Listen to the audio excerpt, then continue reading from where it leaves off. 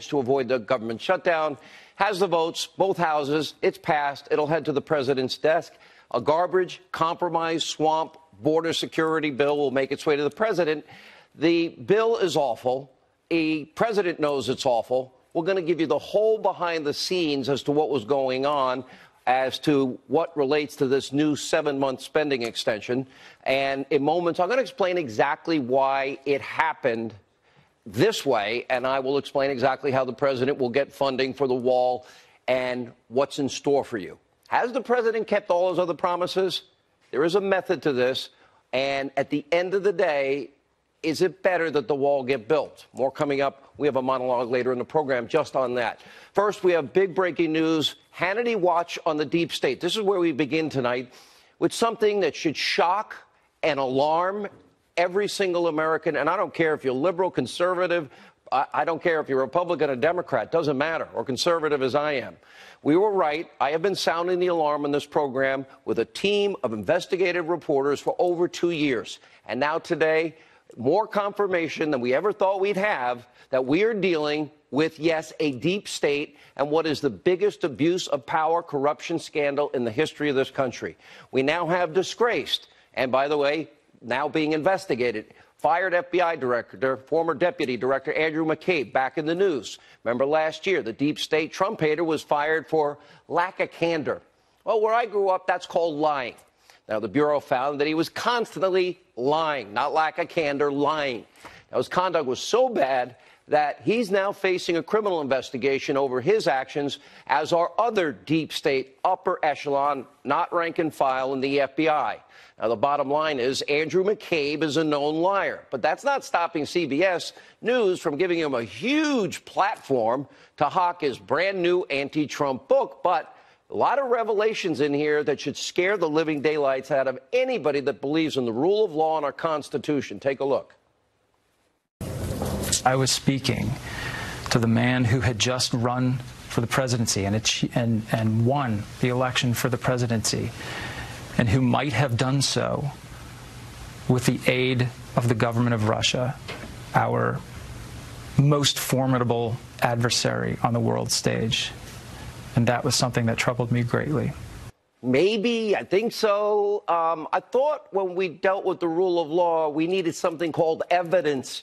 And of course, they have no evidence of collusion. Look at the bipartisan Senate Intelligence Committee this week. They said they have no evidence after 2 years of any collusion. Now look on your screen. Top FBI lawyer who worked for McCabe, Lisa Page. And of course, you can add James Comey and others in this upper echelon of the FBI. Lisa Page admitting, in fact, in 2016 and 17, along with Comey, that in fact, after 9 months when they investigated, before the appointment of the special counsel, they had nothing.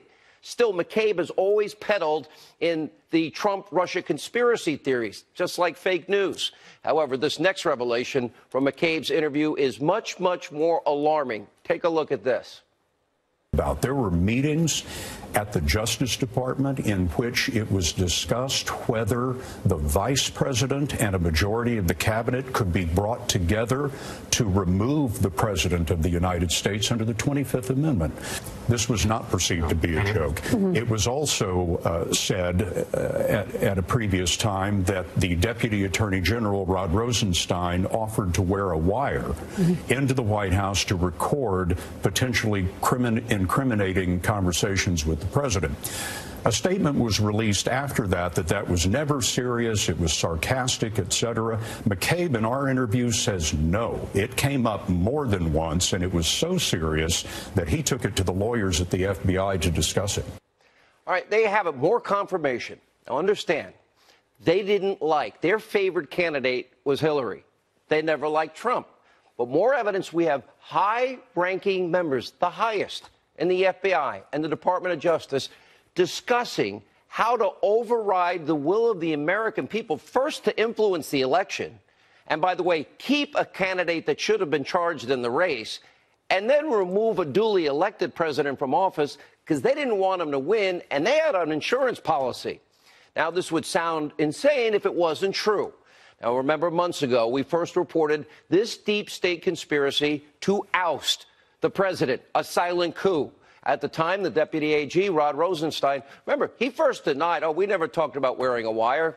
Said it never took place. And he said, oh, they were just merely joking when he offered to wear a wire. Then later he changed his story again, saying, well, I never actually ordered the surveillance, so all's good, right, Rod?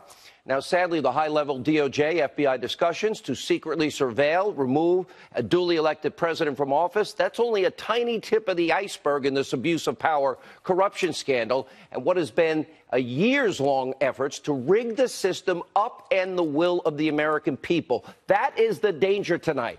Look at this timeline. Let's start July 15, 2015.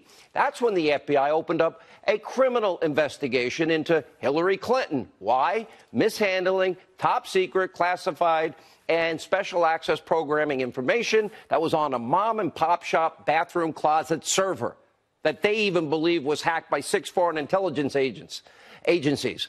On May 2nd, 2016, Comey, the FBI director, and the all-important Peter Strzok, they were drafting a letter exonerating Hillary Clinton of any wrongdoing, which, by the way, Comey denied. We know it's true. It wasn't until 2 months later, in July, that Hillary and 17 others were finally interviewed by the FBI. Then only 3 days later, because they were writing the exoneration before investigation, and by the way, the person that did the investigation is Peter Strzok, well, then Comey had his big announcement. Remember, because the Attorney General at the time couldn't do it, that would be Loretta Lynch. Loretta Lynch met on the tarmac with Bill Clinton, and he cleared Hillary of all charges despite Comey for nearly 14 minutes, citing overwhelming evidence of criminal negligence and obstruction of justice, violation of the Espionage Act, felony. On top of that, then it got into, deleting subpoenaed emails, acid washing with bleach bit, then busting things up with devices, removing SIM cards. Clinton gets off scot-free. She was the favored candidate. The person that interviewed her, Peter Strzok, remember, he said Clinton deserved to win $100 million to zero. Remember, he and the exchanges with his girlfriend, Lisa Page, Trump is loathsome, attacking Trump supporters. Remember, we're all the smelly people of Walmart. He could smell us. The fix was in. She should have been charged. She got away with things no American would ever get away with. Mishandling top secret intelligence, putting it on an outside server, clearly a violation of felony of the Espionage Act, and she obstructed justice by destroying those subpoenaed emails and then everything else that we know followed. And, of course, destroying the phones with a hammer. Meanwhile, in July, again, we're still in 2016, the very same month Clinton was exonerated, immediately thereafter, the people that saved her political career and kept her in the game because the fix was in, because they favored her over Donald Trump, well, those same people, Comey, Strzok, and company, they decided to open up an investigation into the Trump campaign. 1 month later, in August of 2016, Peter Strzok texting his FBI girlfriend, Lisa Page, that it was an insurance policy against Trump in the likely event Donald Trump wins. Now, the basis of the investigation appears to center around Hillary's bought and paid for dirty Russian dossier. In other words, a piece of campaign op research with funneled money through a law firm, bought and paid for by the Hillary campaign, put together by the op research group that used the lawyer's money to go, legal money, to then go ahead and hire a foreign agent. I thought they weren't supposed to be involved in elections. That's Christopher Steele. He uses phony Russian sources, with the help of a woman named Nellie Orr. Nellie just so happened to be married to the 4th highest ranking official in the DOJ, Bruce Orr. And then he's been demoted twice. In late August 2016, Bruce Orr presented the campaign op research to the top upper echelon of the FBI and the DOJ. And guess who else? Andrew McCabe and Andrew Weissman. Yeah, the pit bull of Robert Mueller, warning them that the source was tainted. Christopher Steele hated Donald Trump, and he was being paid by the Clinton campaign. She paid for it all. Nevertheless, in the summer of 2016, the FBI used the information on the dossier in an application for a FISA warrant to spy on an associate of the Trump campaign, never, ever telling the FISA court in their application Hillary paid for it, and never telling the FISA court that it's unverified and never corroborated. In fact, that dossier, with some circular reporting they pushed around, based on what source? It was the bulk of the evidence used in all 4 FISA warrants and the 3 subsequent renewals. Now, the FISA court judges, well, They were never warned of the evidence. They withheld important information that Hillary paid for it, the DNC paid for it. It never was verified. None of that. James Comey, Rod Rosenstein, Andrew McCabe, Sally Yates, all of them signing off on the FISA application. Well, that would be called committing a fraud or conspiracy to commit a fraud on a court. That'd be lying. That's a felony. Well, Comey and his cohorts were in the FISA court, and you had other deep state officials before the election leaking the dossier to anyone and everyone in the lead-up using Russian lies to influence people's votes. Wow, sounds like collusion. And then in the fall of 2016, Obama's CIA chief, John Brennan, and Comey's general counsel, James Baker, they were both accused of leaking the phony Russian lies in the dossier. And just after the election, Director of National Intelligence, James Clapper, he leaked the dossier to fake news CNN and then lied about that under oath. And then on May 9th, 2017, President Trump rightly, thankfully, fires James Comey. Right after that, the disgraced former FBI director leaked private memos surrounding his conversations with the president in the hopes that it would lead to a special counsel investigation.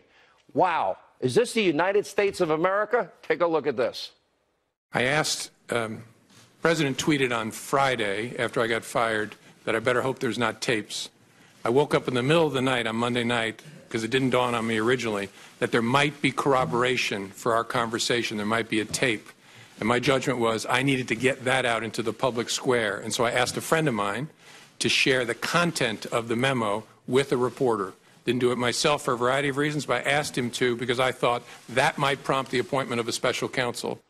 Oh, government information. You're not allowed to leak that. Where's that investigation? Where's the pre-dawn raid at Comey's house? And as it turns out, on May 17, 2017, it did prompt the appointment of a special counsel. Any evidence? None. How do we know? Lisa Page and so many others told us so. Rod Rosenstein, who was actively plotting a way to secretly surveil the president and put a bug on him, well, was appointed by James Comey's good friend Robert Mueller. Mueller hired a team of anti-Trump, pro-Clinton zealots to investigate the Trump campaign. Not a single Republican, including Hillary Clinton's lawyer, as it relates to the Clinton Foundation. Andrew Weissman was at Hillary Clinton's election night party, probably sobbing with everyone else there. Jeannie Ray, a former lawyer of the Clintons. Peter Strzok said the Clintons should win $100 million to zero.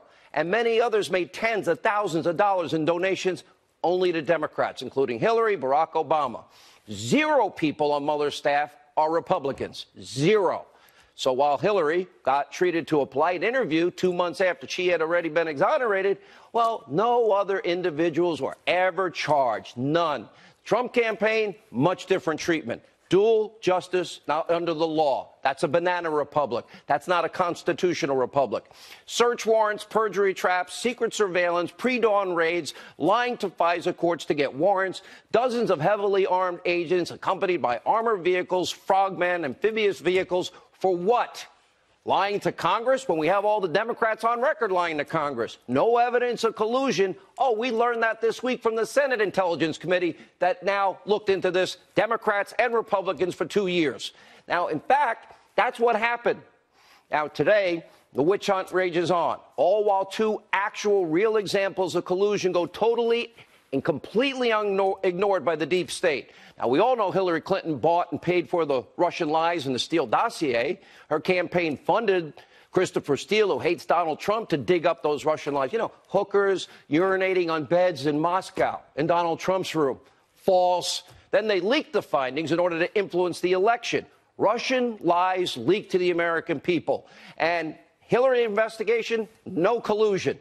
Next real example of collusion. Remember the Uranium One deal? Hillary Clinton signed off on the idea of giving 20%, this is the foundation of America's nuclear material, uranium, to a Russian state-run company. Wow. And at the same time, Bill Clinton goes to Russia, gets 3 times his normal speaking fees, and he wants to meet with the nuclear representatives of Russia. But instead, he couldn't meet with them because he was too busy meeting with Putin himself. You can't make this up.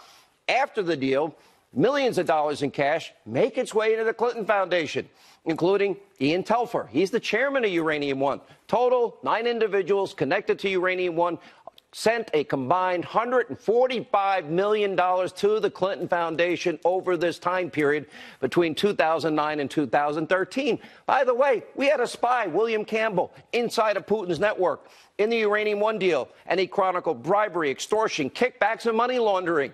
They knew it, and they still let it happen.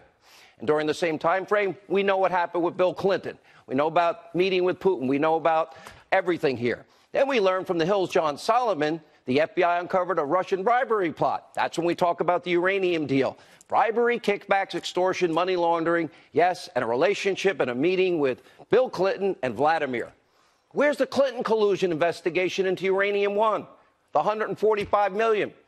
That's right. We don't live in a constitutional republic anymore, do we? We have a two-tier justice system. One set of rules for Democrats and the Clintons, one set of rules, political persecution for anybody and everybody that likes Donald Trump. Pre-dawn raids, 27 people for process crimes, amphibious vehicles, frogs, artillery, full SWAT gear, armed pre-dawn raids. Why? Because Hillary was the chosen one. She's the one they saved from getting indicted. They never wanted Donald Trump to become president. They think that they know better than you, we, the people. Think about that. And they abuse their power to favor their candidate over another. They spread misinformation, Russian lies, and did not apply the law equally. No equal justice, no equal application of our laws. And they even plotted and schemed to remove a duly elected president from office because they didn't like him or want him to win. And they used Hillary's bought and paid for Russian lies as their roadmap. They wanted to screw over the will of the American people. And so far, it seems like they're getting away with it. We have a new attorney general. Hopefully that will change.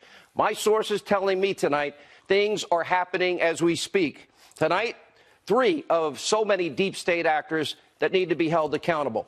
James Comey, Andrew McCabe, Sally Yates, Rod Rosenstein, likely all committed a conspiracy to lie to a FISA court. That's right, fraud before a court to get a warrant to deny a fellow American of their constitutional liberties. James Comey also seems to be needing an investigation for a serious crime when he intentionally leaked his FBI memos, government property, about his conversations with the president to get the special counsel. When it comes to federal abuse of power, Comey, McCabe, Strzok were all fired. Page forced to resign in shame. Bruce Orr demoted twice. All used their positions, their high positions in government, to persecute those they disagreed with politically. And don't forget about lying to the FBI. After all, that crime shouldn't only apply to American war heroes like General Flynn. After you brag about, oh, we wouldn't do this in the Obama administration, and then having Andrew McCabe say, you don't need a lawyer, when he really did need one. And don't forget about also, in all of this, the illicit leaking. Baker, Brennan, Steele, Clapper. When are they going to be held accountable? Now, over the next year, with a brand new Attorney General, William Barr, this country, we've got to decide. You want to save the United States? You want to be a constitutional republic? You want equal justice under the law? Do you want a dual justice system? Or do you want America to be handed off to your kids and grandkids as a banana republic? That's the choice that America is facing tonight, because a small group of very powerful, high-ranking, unelected officials obviously were able to yield so much power over this country, our lives, and your decisions and your choices at the ballot box. That's what happened. That's why every American needs to be concerned. We'll get to this issue of the border and the president in a minute. Joining us now, former attorney to President Trump, John Dowd, and Ohio Congressman Jim Jordan. John Dowd, let's start with you. Am I wrong on anything? Oh, you're right on the money, Sean. Right on the money. We're looking at the tip of a coup. They were trying to take this president down. They're trying to take him down. And you said, why is Robert Mueller allowing this? I don't know, except that I think he's part of the problem. At the beginning, he was Rosenstein. They all pulled together, and they all wanted to take the president down. There's no doubt in my mind. Okay. Bob Mueller broke his word to me. Yep. Keep going. Bob Mueller broke his word to me that he would get the job done if we gave him all the information. We gave him all the information. He found it all to be solid and honest and nothing missing. And then he's dragged his feet for another year. And it's a disgrace. And the only effect of that stalling is to hurt this president and to back him off.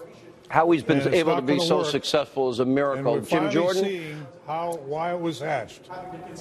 Yeah. Jim. Sean, our system of justice is built on the truth. So many people involved in this have not been truthful in my judgment, but most of all, Andy McCabe lied 3 times under oath, faces a criminal referral from the Inspector General, fired. This is Andy McCabe, and he's also under investigation by the Justice Department as we speak. Andy McCabe, the ringleader in that critical 8 days. This is so important. The 8 days in May between the date that Comey was fired and the date then that Robert Mueller was named special counsel. During that critical 8 days, all the top people, Baker, McCabe, Strzok, Page, were plotting ways to go after this president. That is what's most alarming, and that's why it's most important that we get Andy McCabe under oath in front of our committee to answer our questions What about all these this. other players, Jim? What about them? What about Comey? How many of these people do you believe broke the law? Here are the 2 most important. Rod Rosenstein, Andy McCabe. Andy McCabe can't be trusted. But here's what's interesting, Sean. He's now the 3rd person who has told us that Rod Rosenstein was serious about removing the president from office, serious about wearing a wire, recording the commander-in-chief in the Oval Office, serious about using the 25th Amendment to remove the guy we all elected president of the United States. That was Rod Rosenstein. Wait a minute. That conversation These happened guys all in those work critical for 8 Comey. days. What about Comey's role specifically in all of this, Congressman? Jim Comey, too. But right now we have 2 guys saying 2 different things. We got Rod Rosenstein and Andy McCabe saying 2 different things. We need both of those guys under oath in front of a committee where we can this is how our system works, where we can ask them questions and we can evaluate who's lying and who's not. James Comey, those are the 2 most important witnesses. James Comey signed on to the first FISA warrant, October 2016. James Comey went to Trump Tower in January 2017 and said it's salacious, the dossier, but it's unverified. The bulk of information was the dossier. He lied to the president-elect, or he lied to the FISA court, and didn't all of them consciously lie to the FISA court because they didn't verify it? All true, Sean. I'm not disputing any of that. But here's what we know. Rod Rosenstein said he didn't say that he was trying to invoke the 25th Amendment, actively pursuing removing the president from office. Andy McCabe and 2 other people who we've deposed in the Judiciary Committee say that he did. I want those 2 guys in front of our committee under oath. Instead, what's Elijah Cummings doing? On a scale of Elijah Cummings is bringing in Michael Cohen instead of bringing the 2 guys that we need to have in front of our committee. John Dove. Sean, what we need is a special federal grand jury instituted by the Attorney General and appointed the toughest prosecutor he can find, and you call them all in. I'm sorry, Congressman, but the committees of the Congress have completely failed us. They haven't followed up. They only work 3 days a week.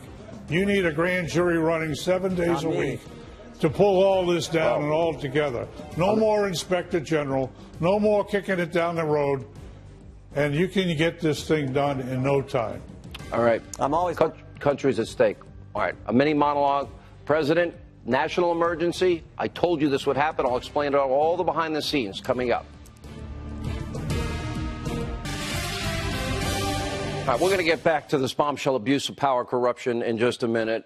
First, we begin Hannity Watch on, of course, the borders and our border promise and the president's promise to secure the border, because moments ago, after the Senate House followed through, they passed a spending bill to avert the government shutdown.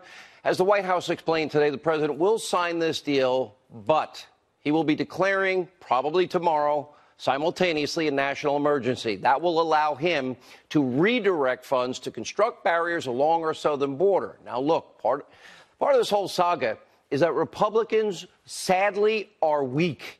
Democrats want open borders. To me, this bill is nothing but garbage. It is a swamp sewer bill. It has just a mere $1.375 billion for barriers. It comes with a host of restrictions of what can be built and where.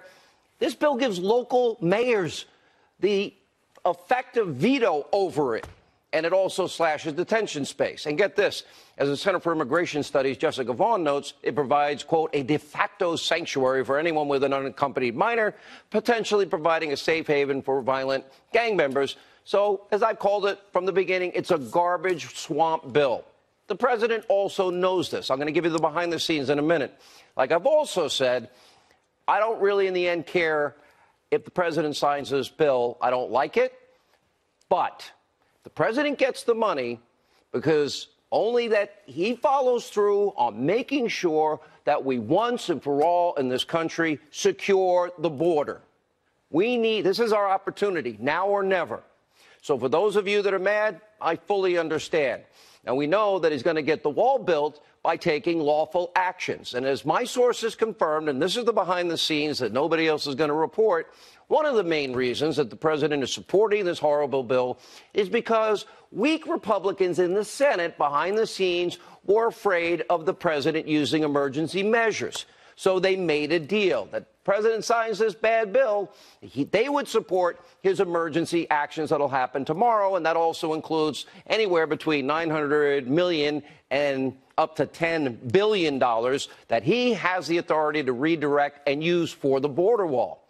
So the president is fighting for safety, security. This is life and death. Democrats, they aren't fighting for anything. And also Nancy Pelosi threatening, oh, we'll have a future gun national emergency. Nice try, Nancy. We both know that an emergency declaration like that would usurp the power of the Constitution would never fly. Good try. And by the way, how did you ever become Speaker with a reckless remark like that? Now, we know what's going to happen next. Democrats will go forum shopping, judge shopping, run into a place in California, Oregon, Hawaii that gets them. They'll get their win. They'll get to the Ninth Circuit. They'll probably win there. They'll get an injunction. But because it's an emergency bill and it deals with constitutional issues like, oh, the president's power as commander-in-chief and separation of powers. We also have laws that have been passed that saying the president of the United States has the authority to build barriers when there is drugs coming into this country. Those words, as we put up on the screen the last few nights, are there. In front of the Supreme Court, assuming they follow the Constitution, the law as it's written, the president is on solid legal ground under the 1976 National Emergencies Act. By the way, you may not know this, there are dozens right now of active emergencies, about 30 of them in effect today, dating back to the Carter administration. But who cares what lawful road the president takes when it comes to upholding his constitutional oath? This is about drugs, drug cartels. This is about human trafficking, young girls being sex trafficked. This is about the homicide numbers we give you. This is about the sexual assaults, the violent assaults. Look at the big picture. President has faced an unprecedented amount of obstruction from Democrats, from the media, and weak people in his own party. But he's fighting hard to keep the promise. Ask yourself this. What promise has he not kept up to this point? He's governing as a conservative. I told you he would. The American people are with him on the borders. So tomorrow, the president is going to allocate probably anywhere between $900 million to $10 billion, and he's going to go it alone like he always has to. Why? Because to the Democrats, this is just a cheap political game. They want open borders. Remember, there's no amnesty. There's no path to citizenship in this bill. There's no elimination of ICE, which the Democrats want. It's about life and death. Joining us now for reaction, Republican Congressman Andy Biggs, Fox News contributor Dan Bongino. You know, are we really going to give local Democrats veto power over the president of the United States, Dan? Republicans can't do better than that. Yeah, I mean, listen, I agree with you first. Your premise that the bill is a steaming pile of horse crap is pretty much spot on. This Section 224, Sean, prevents the DHS secretary from deporting, removing, or even referring for removal basically anyone that brings a child into this country. Now, Sean, what do you think that's going to do?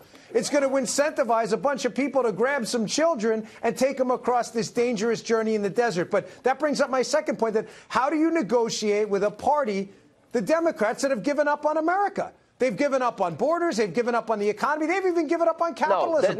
They supported this in Obama's second term. They supported all of this. Now they just want to hate Trump. The problem, Andy, to me, is the Republicans that were afraid of the emergency resolution, and the president has to make a bad deal because of his own party. Yeah, absolutely right. Look, we've got people who don't believe he has the authority, which Congress has delegated to him. So he has the authority. I think when you talk about Section 284, that is the cleanest way for him to get access to several $1 billion. because it's an active drug trafficking corridor. And we know it's true because just in Arizona, 40% of drugs interdicted in this country come in that corridor, in a small corridor in Arizona. We know it's a real deal, and he has access to billions of dollars, and I think he's going to use it, and he's going to use it wisely, and I think the courts are going to have a tough time saying that he does not have 284 authority. Okay, so Dan Bongino, here's how I see it.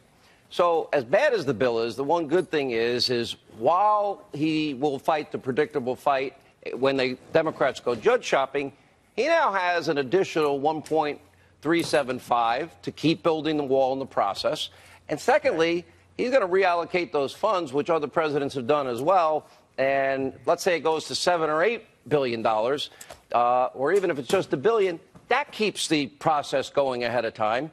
Is that, in the end, the president getting the wall done and showing the American people that he's fighting to get his promise accomplished, just like tax cuts, just like trade deals, just like Supreme Court justices, you know, and everything else that he's kept his promise on? Isn't that going to matter in the end, that he gets it done? Yeah, of course, Sean. And think about the optics here. Do you really want to be the Democrats going to court to fight the construction of a border wall on the southern border as all these images of caravans forming are on the nightly news every night? You really want to fight that court case in front of the American people right now? Yeah, Good luck. I thought the Democrats were smarter than that, but they're not. Yeah. Well, Andy, last word. Yeah, I'll tell you, this is a dumpster fire of a bill, but I think the president's going to pull this out by declaring and using the money that we've given him.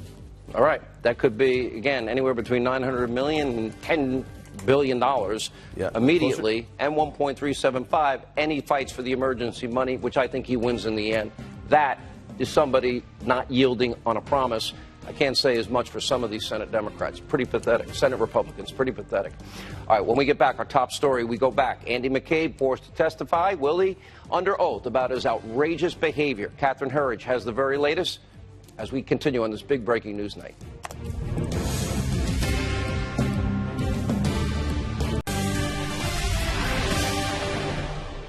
All right, back to our big story of the day. Bombshell claims by former Deputy FBI Director Andrew McCabe. Questions are really being asked about the future of outgoing Deputy Attorney General Rod Rosenstein and so many others. Catherine Herridge with a full report. Catherine, this is huge. A lot of us have been right from the beginning.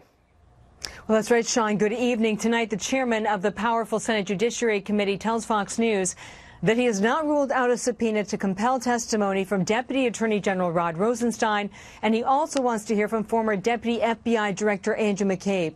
Senator Graham is focused on May 2017.